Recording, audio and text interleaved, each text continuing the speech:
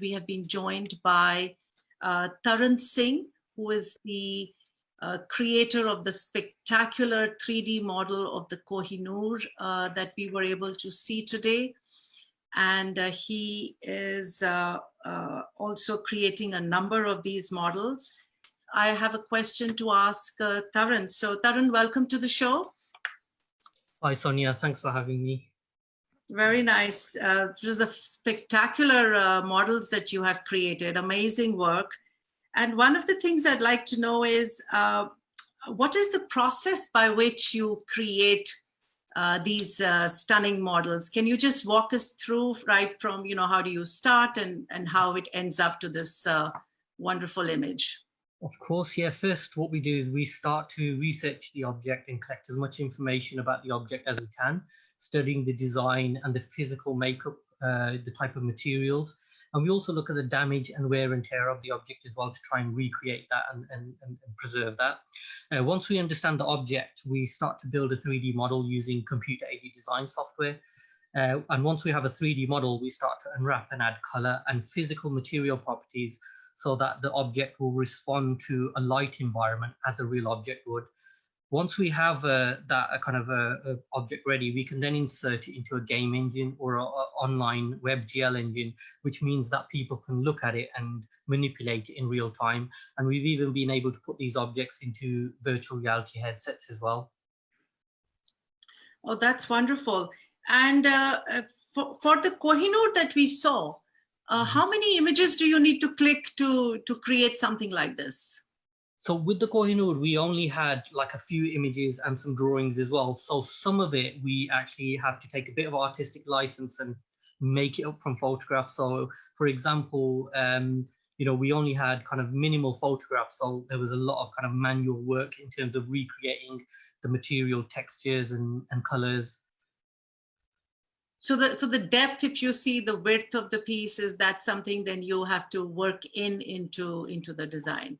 Yeah, so we kind of used, like we said, we did the research. So we look at the kind of documentation, descriptions that people have given, and also we try and get in touch with the museums as well to see if we can get access to the objects. So sometimes we can, sometimes we can't, but if we can't, we will use whatever information we have. And sometimes we just kind of use our own kind of artistic eye to kind of create the object.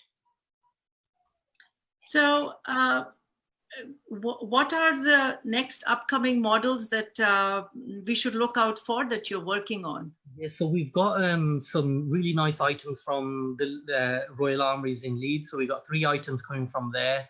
And we've also got 3 items, including the Thos, which Rav showed you earlier. We've got a 3D model of that, and we're hoping to be able to put that into a virtual reality environment where you can actually pick it up and start to hear it and listen to it or try to play it. So as well as being able to see the objects, we want people to be able to, especially children, to be able to engage with the objects, hold them, pick them up and kind of manipulate them in their hands. So already within our current VR experience, you can actually click on the object and hold the swords and the different shields in your hands, as well as the jewelry as well. Wonderful. So as a creator, you started with these objects, but what is the future potential that you see to use this technology for the preservation and the conservation of our arts, or maybe our architectural material heritage, books? So could you share a bit of that? Yeah, definitely. I think, there's so many applications that will be coming. So one of the applications that we've been looking at is 3D printing. So the ability to be able to create replicas of objects.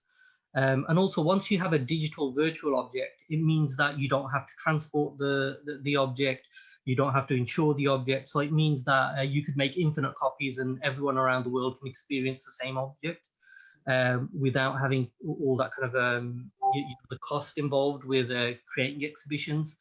So once we have a virtual object, it's preserved. So in future, if we do ever lose these objects or we don't have access to them, people can still show them to their children, which I think is one of the main reasons that drove me to start to create these 3D models, because there were so many objects, beautiful objects from our history, which we didn't have access to.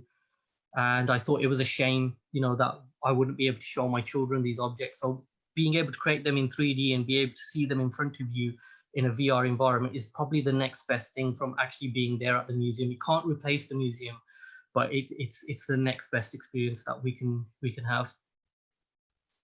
So you get feedback from your kids when you create the pieces?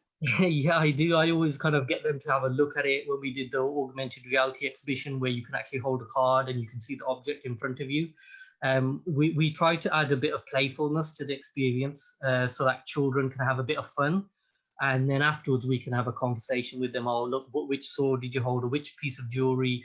And then we've even been able to 3D print some of these objects. And like we did from the Victoria and Albert Museum, we had arrows that we were able to 3D print and give these to the children because they were non-sharp, and be able to look at the design of them so they could draw or start to paint them. And because it was relatively cheap to 3D print, we could give them away as little souvenirs that they could take away with them.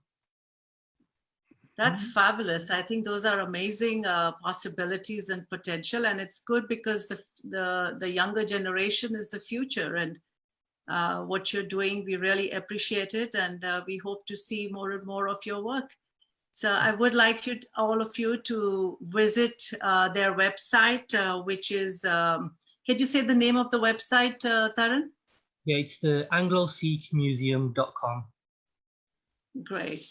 Thank you very much, Taran. It was a pleasure to speak with you today. And also thank you for your help with this show. You have been just absolutely awesome, helping us out, just getting this whole set up. And I'd also like to thank Tanmeet Gujral, the program director of the Sikh Foundation, for bringing all of this together. And also Sukhamrit Singh and Rajinder Singh, who have created the app, which I talked about earlier, the Sikh Foundation International app for the Sikh Foundation. And all these images that we shared with you are available on the app, which you can enjoy at your leisure.